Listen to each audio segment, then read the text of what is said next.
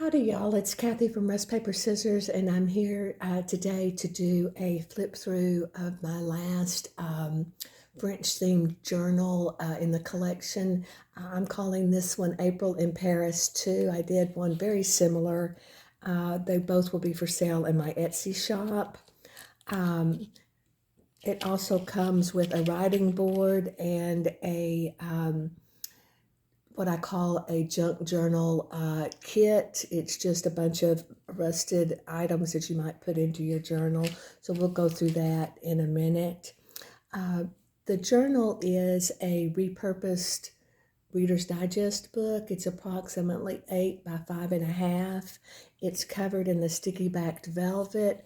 It has a bookmark that is this vintage chandelier crystal, and I just added that, and then it has a little vintage rhinestone from a necklace, and so that's the bookmark. I'm going to go on and take that out because it just kind of, I don't want it to get in my way.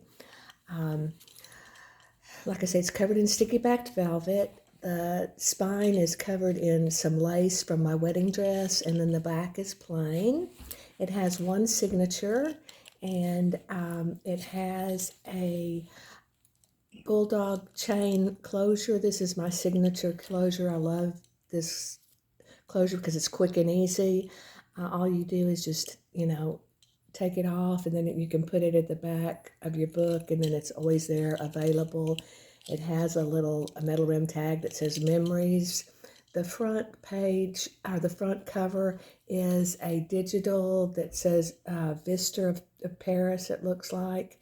And it's on some corrugated cardboard and some ribbon twist paper. There's also a little book plate that says journal. There is a tag that comes in the side, and it is another digital that is similar to the one on the cover. It says Journal de Paris, and the back is just, I put some cardstock for you to journal on. It's a metal it's a metal tag that I rusted, and I just slip it in there, and let's go inside. So the front is just a library card holder that I covered with some lace, and then I added some rhinestone. It has two library cards in there. One is blank for you to fill out, maybe you talk about the journal, who owns it, what's it about, that type of thing. And then this library card is an actual library card from a book from a library, and I have a bookstore that takes old books and library books, and they resell them, and they save these library cards for me. I'm not exactly sure of the era of this. I assume it's maybe like from the 70s or 80s, but there's not an actual date on there. But I like to include those in my books, just the traditional or the vintage item. Then it's one signature. The pages are tea-dyed. It's done in my traditional style where there's a lot of blank pages, a lot of room for you to journal, a lot of room for you to add ephemera or pictures. I just like to do a journal that way to allow you the creativity to make the journal your own. So a lot of the ephemera you can move around. I have it attached with some rusted elements, and I just like to use those to go with the vintage theme. I like that, or I like the shabby chic idea. So that's why I have that. And then this is just a digital that I printed, and I added it there with some ribbon twist paper. And then there is a rusted ribbon crimp, and I added a chandelier crystal. This is not a vintage crystal like the one on the bookmark, but it is a chandelier crystal. And then I like to add those to my journals. It just adds a little bling. And then on the inside here, This is another signature item that I put in all my journals. It's a metal prong fastener that holds several pages that you could journal on. The beauty of this item is you can add pages to it, or if you didn't like these pages, you could add your own pages. So it's another way for you to customize it. This first page is just a vintage doily that I added, and then on the bulb pen I added just again one of those, if you can see it, I don't know if I can get it to turn here. It's a little rhinestone from a necklace, and that's a vintage item. And then I added just some metal rim tags, a little A, a little Discover, and then an ampersand. And those you could leave them as they are, or you could add them to different places in the book. So that's just something else for you to customize. The first page, if I didn't mention it, all the pages are tea-dyed, is some tracing paper, and then it's very faint, but I did heat emboss this flourish out of kind of a bluish gray glaze, and it's very subtle, but I think it's very pretty. So I did that. And then this first page, this is a ledger paper from a 1950s ledger book, and then I added the little metal rim tag with the number printed on there. I have several different sizes of number wheels, and I like to use them. It's a great way to add numbers to your journals, and you change them all the time because it's a little wheel. I'll stop the video and I'll go get it. Just a second, I'll show it to you. These are what I'm talking about. They're I call them number wheels, but you can turn the numbers, and you have a different number for each thing you want to stamp. So they're real easy to use. I love them. This one even has some text on there. It has words like scanned, copy, paid, shipped, entered. So that's fun to add that to maybe a card or a journaling spot. And then this is just a smaller number wheel. But I just wanted to show you those. I know numbers are very popular in the junk journals, and that's a fun way to add them. And then that way you always have a variety of numbers. A lot of people have the little stamps, but it's always the same number. So that's just my idea. Then on the back of this page is a tuck spot, and I really love this color. I love this image. I thought the blue went with the ledger paper, and I just think it looks French. And then I added two little tags. This is just a digital tag that has a little bit of blue in it. And then this is a French receipt that I printed on some parchment paper and added that. Then this is just a blank page, a writing page, and I added a little photo of the young lady, and the blue in her dress I thought matched the blue in the lines, and over here on the ledger paper, and it could be a little tuck spot if you wanted, so I wanted to demonstrate that. And then this page is some manuscript paper. I added a digital print, looks like French writing. I'm not exactly sure what it says. I added the ribbon, the velvet ribbon on the side to enforce the edge. I like to do that just to reinforce the edge. Then this is a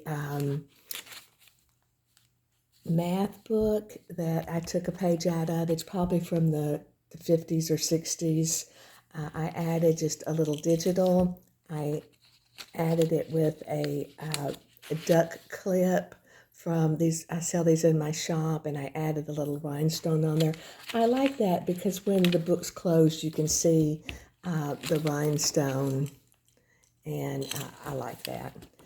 So this is just a digital print, and I just clipped it on there to hold it.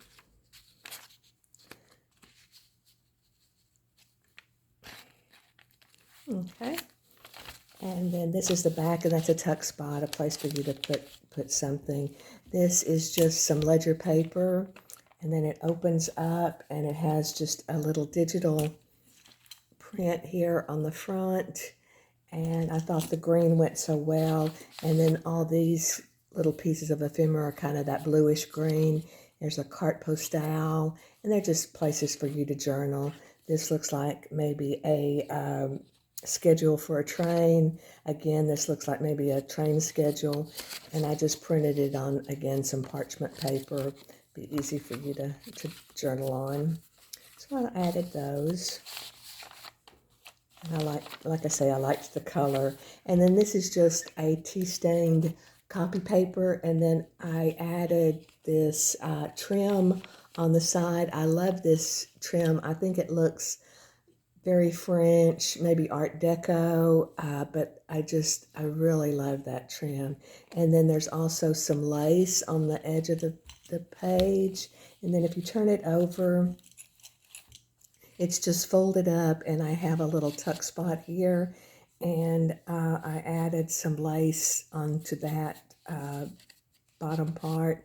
And then this is just a little coin envelope that I made, or policy envelope that I made, and I did what I call the faux typewriter keys, or typewriter labels or tags, and then it just opens up, and there's nothing in here. I left it blank, but I just wanted to show you that. And oops. And this is another doily that I added. And then here's the center of the signature, and it is an envelope, and I covered the envelope on the front with some sticky backed velvet. I added a digital from, I believe this was from Sam Poole, and I backed it with some ribbon twist paper. And then inside is just a couple of photographs that I copied. I think this is a Tim Holtz photograph, and this was, I believe, from the Graphics Fairy, just a couple of places in Paris. And then I like to add the old negatives. They're just old negatives that people have given me or from my stash. And there's also some 8mm negatives from my home movies when I was a child. And so I just include those, and you could use them in your journal some way. Then the back is just covered with some lace. And then here's the back of that doily. And then this page, this is the other side of that ledger paper. And I added a digital print here. It says Hotel de la Poste. And I added these two little journaling pieces of paper. Could look like maybe somebody had written a note. And I added a little, if you take an image that has a clear background, you can do what they call double printing. And so I printed out the text, and then, I printed it again with that image on there. And I really like that. I think Heather at Ruby and Pearl XO talks about doing that quite a bit, and that's probably where I learned about it. And then this is just some lace, and then the back here. Again, these would be good places for you to add a picture or your ephemera. This is some writing space. And then this is some more of the rhinestone trim, and I added it to the edge of this page. And then on this side, this is another digital that's similar to what's on the front, and this says Flea Market, Antiques, Novelties, and it says Paris. And again, I have it held on there with a duck clip, and I added the rhinestone. This is some ledger paper. It folds out, And then I made this little policy envelope from a digital print of just a collaged page. And then this is just a digital journaling card. But inside is just several different tags that I added. I included just a plain inventory tag. This is a tag that I made where I took a die cut and I cut, kind of holes in it to make it look vintage. This is just a Harlequin stamp, and then this is just a some blueprint graph paper. So I included those. And then I just have it held shut here with the little turn button. And I think I'm going to start selling those in my shop. I just haven't gotten the listing made for the little turn buttons. I haven't talked about my shop. I rust a lot of items, and I feel like I like to rust and I enjoy it.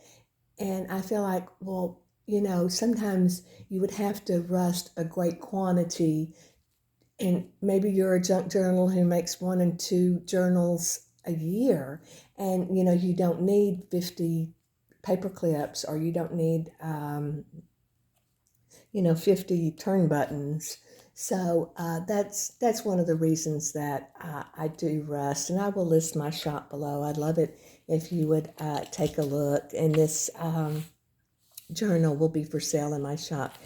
Here's the other page of that math book, and then on this side, again, it pulls out, and then this is just, this is a little digital envelope that I printed, and then I added the little turn button, and then on the inside, I did a video a while back.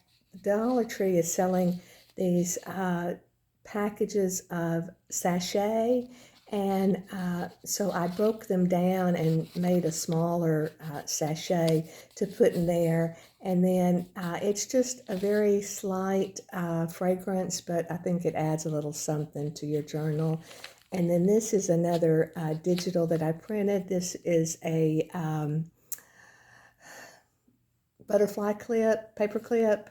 I love those. I sell this size. I call this the baby size, and then I sell a little larger size. It's 1 inch. And then this is just a tag that I printed. And on a lot of the tags, I like to add these fender washers. I rust these and sell them in my shop. I like to add those as like the hole reinforcer. So again, I do that so you wouldn't have to maybe rust a whole set of them. And then this is just a digital that I printed to go here on this where you tuck it in. And then this page opens out, and again, this is a digital that I clipped on with the little duck clip. And then this is a tag that I made. I added the lace to the dress form, and then the back is just for you to journal. And then that's there. And again, I put the velvet ribbon to strengthen the edge. And then this is just, again, a blank page to journal on, and I added a little piece of ephemera, like a little sticker. And then this is a digital, I believe this is from the Graphics Fairy, the premium site. I added it with the ribbon crimps and added some rhinestones.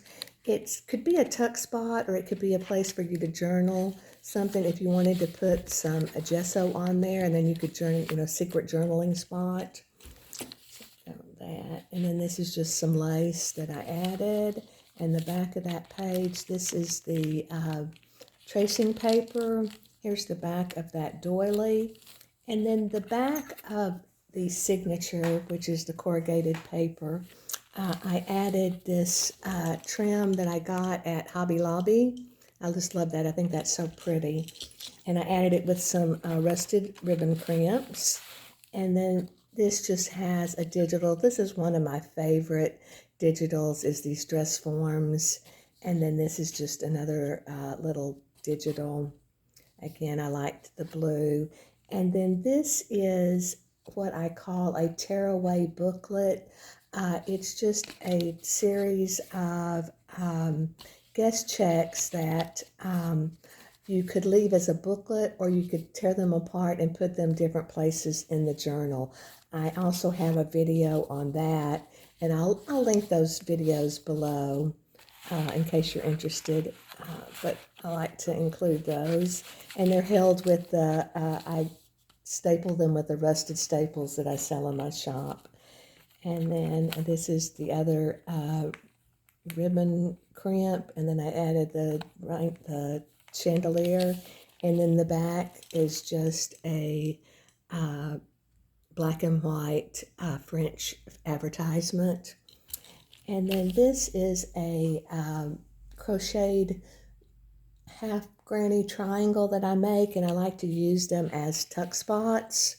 And in this one I included just, I had a bunch of the sticky backed velvet little pieces left over, so I decided to make a little tag. I guess it's a little tag booklet, but it's the sticky backed velvet. On this one I added the dress form, and then I added some of that beautiful bling, and then the back is blank for you to write on, and this is just a plain one that you could add your own picture or ephemera.